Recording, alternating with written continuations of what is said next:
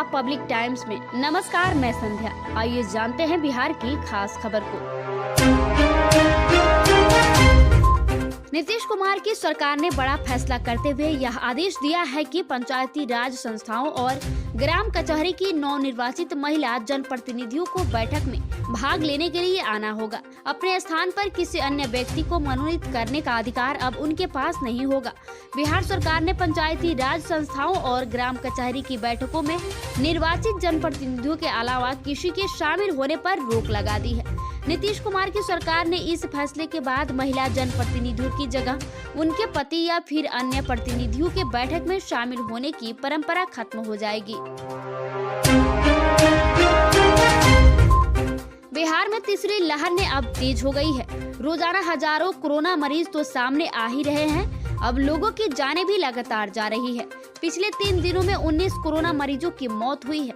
बुधवार को राज्य भर में 7 मरीजों की मौत हुई। वहीं इससे पहले 2 दिनों में 12 मरीजों की मौत हुई थी। पटना एम्स समेत अन्य अस्पतालों में मौत के मामले सामने आए हैं। वहीं बुधवार को पहली बार बड़ी तादाद में मरीज स्वस्थ भी हुए हैं। पटना सहित पूरे बिहार में बुधवार को मूसलाधार बारिश हुई।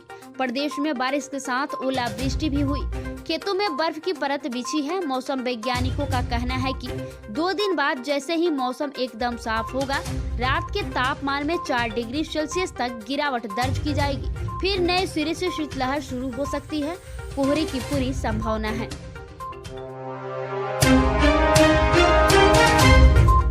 बिहार पुलिस में नौकरी की वैकेंसी आई है। बिहार के केंद्रीय चयन पर्षद यानी CSBC के मद्यनिषेध उत्पाद और निबंधन विभाग के अधीन मद्यनिषेध सिपाही के 365 पदों पर भर्ती के लिए आवेदन निकाला है। इसकी अंतिम तारीख 18 जनवरी है। अंतिम तारीख नजदीक होने के साथ ही विभाग ने भर्ती की अधिसूचना में भी बदलाव कर दिया गया है। विभाग के इस फैसले से लाखों की संख्या में अभ्यर्थी आवेदन नहीं कर सकेंगे। दरअसल विभाग की तरफ से 365 पदों पर होने वाली मद्यनिषेध सिपाही भर्ती के लिए दिव्यांग जनों की क्षैतिज आरक्षण की अनुमान्यता समाप्त कर दी गई है। अब दिव्यांग अभ्यर्थी इस भर्ती के लिए आवेदन नहीं कर पाएंगे। उत्तर प्रदेश, उत्तराखंड, पंजाब, मणिपुर और गोवा में होने वाले विधानसभा चुनाव का बिगुल बज गया है। चुनाव आयोग ने मतदान से लेकर परिणाम घोषित होने तक की तारीखों का ऐलान कर दिया है।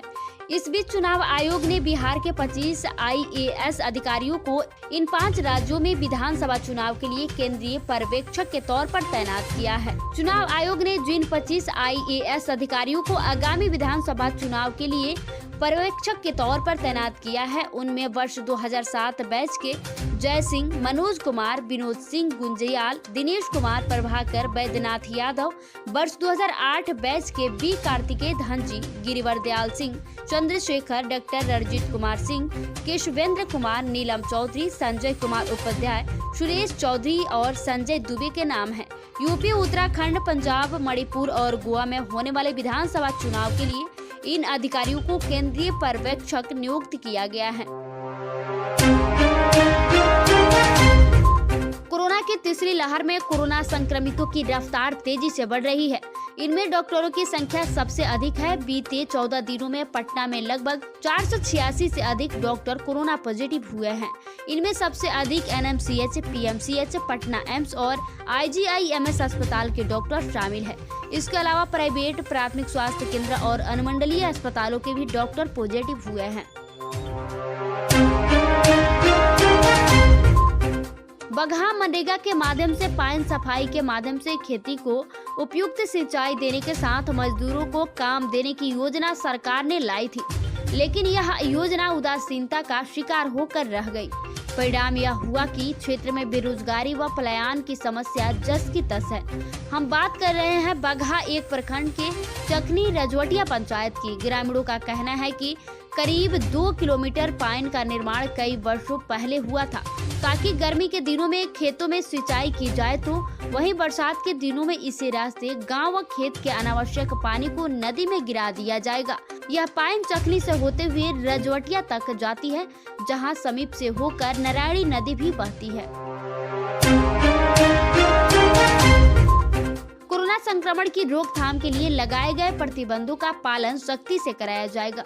राज्य सरकार ने इसके लिए गुरुवार से 3 दिनों तक विशेष अभियान चलाने का निर्णय लिया है।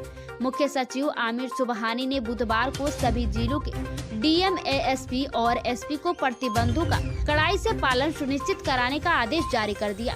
राज्य में कोरोना महामारी के रोकथाम के लिए 4 जनवरी को कई प्रतिबंध लगाए जाने का निर्णय लिया गया था। इस आदेश का हवाला देते हुए मुख्य सचिव आमिर सुबहानी ने कहा है कि कोरोना के बढ़ते मामलों को देखते हुए इन प्रतिबंधों का सख्ती से पालन कराया जाना आवश्यक है। सासाराम जिले के आरा नहर लाइन का जर्जर तटबंध मंगलवार की रात में अचानक टूट गया।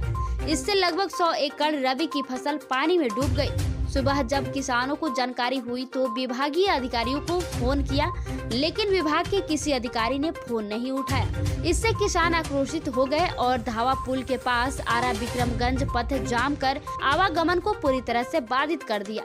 इस दौरान सैकड़ों वाहन फंसे रहे। जीप सदस्य प्रभाष चंद्र सिंह ने बताया कि सुबह में सूचना मिली कि तटबंध टूटने से पूरा बधार जलमग्न हो गया है।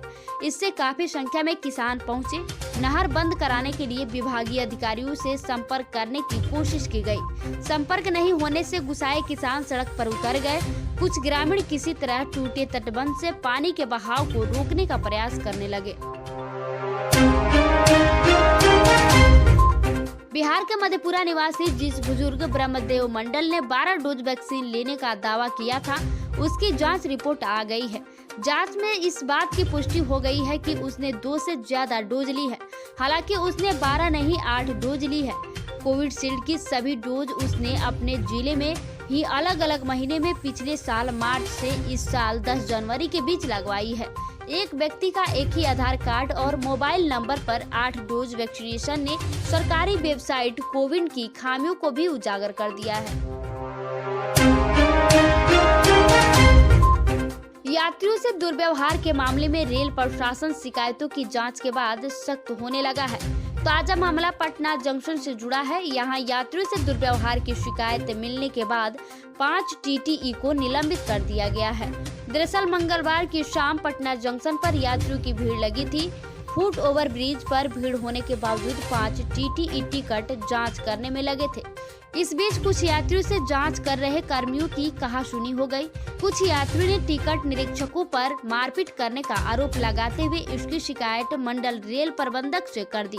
मंडल रेल प्रबंधक के निर्देश पर वरीय मंडल वाणिज्य अधिकारी आधार राज के घटना की जांच कर 5 टीटीई को दोषी पाते हुए निलंबित कर दिया।